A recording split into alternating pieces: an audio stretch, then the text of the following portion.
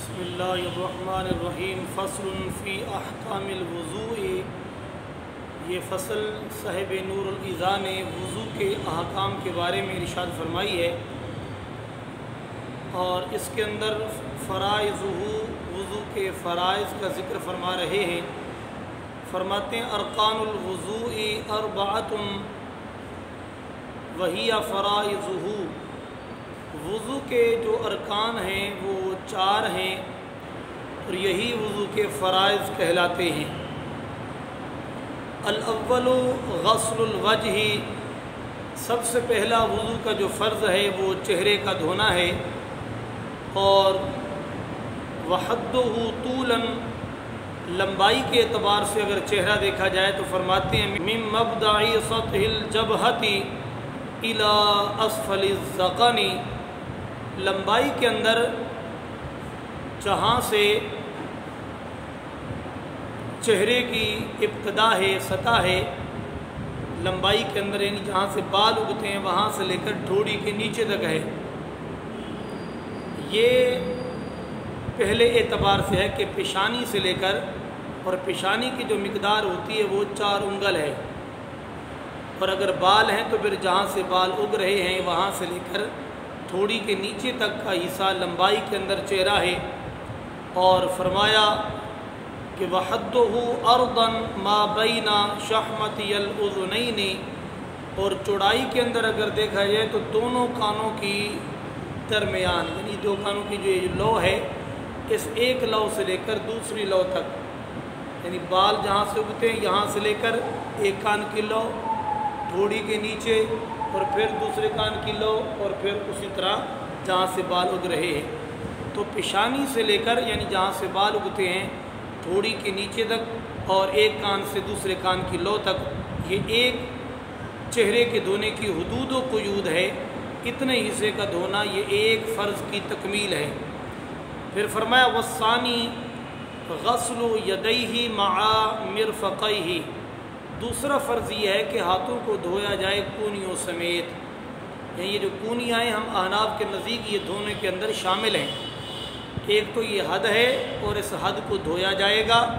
इस हद के ऊपर का जो हिस्सा है इसका मतलब है कि इसको नहीं धोया जाएगा। लिहाजा हमारे नज़दीक दोनों हाथों को धोया जाए, पहले सीधे हाथ को फिर उल्टे हाथ को, यानी पहले दाएँ को फिर बाएँ को, कूनियों समेत हाथों का धोना, ये वज़ू का दूसरा फ़र्ज़ है।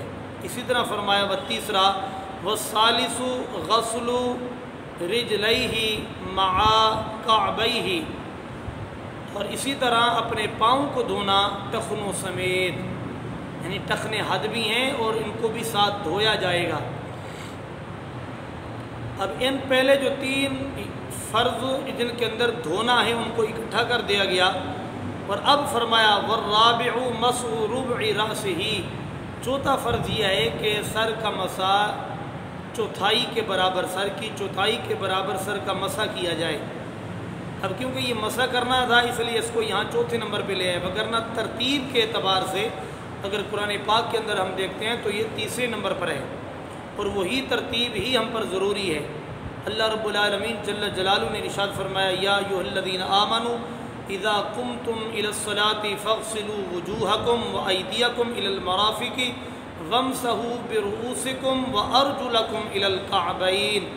तो इस अगर तरतीब को देखें तो कुरान पाक में अल्लाह रब्बुल आलमीन जल्ल जलालुहु ने पहले चेहरे का इरशाद फरमाया, फिर हाथों को धोना, फिर सर का मसा और फिर आखिर में पाँव को धोना। अब ये इस किताब के अंदर जो तरतीब दी है वो पहले धोने वाले 3 हिस्से इकट्ठे फरमा दिए, आखिर में सर के मस्से का जिक्र फरमा दिया। कतन इसका ये मतलब नहीं है कि इसी तरह ही किया जाए कि पहले चेहरा धोया जाए, फिर हाथ, फिर पाँव और आखिर में सर का मस्सा, ये इसका मतलब नहीं है। ये तरतीब इस हिसाब से अर्ज़ की गई है। अच्छा, इस तरफ फरमाया कि अगर हम देखा जाए तो धोने को मुक़द्दम क्यों फरमाया और वुज़ू को? फरमाते हैं इसलिए कि वुज़ू गुस्ल का जुज़ है, यानी वो तहारत कुबरा है, ये तहारत सुगरा है, इसलिए जो जुज़ होता है वो कुल पर मुक़द्दम होता है, इसलिए इसको पहले ज़िक्र किया गया। और दूसरी वजह ये भी ज़िक्र वो फरमाया गया है कि अल्लाह रब्बुल आलमीन जल्ल जलालुहु ने पहले फ़ग़सिलू का ज़िक्र फरमाया तो इसलिए पहले धोने का ज़िक्र फरमाया गया है। और तीसरा इसलिए भी फरमाते हैं कि वुज़ू کا جو سلسلہ ہے یا وضو کی جو حاجت ہے یہ غسل کی بنسبت زیادہ پڑتی ہے. یعنی ایک باوضو آدمی یا ایک نمازی آدمی وہ نماز پڑھنے کے لیے دن کے اندر اگر 5 نمازیں بھی پڑھتا ہے تو اس کو غسل کرنے کی شاید ضرورت نہ پڑے لیکن وضو کرنے کی اسے ضرورت پڑتی ہے.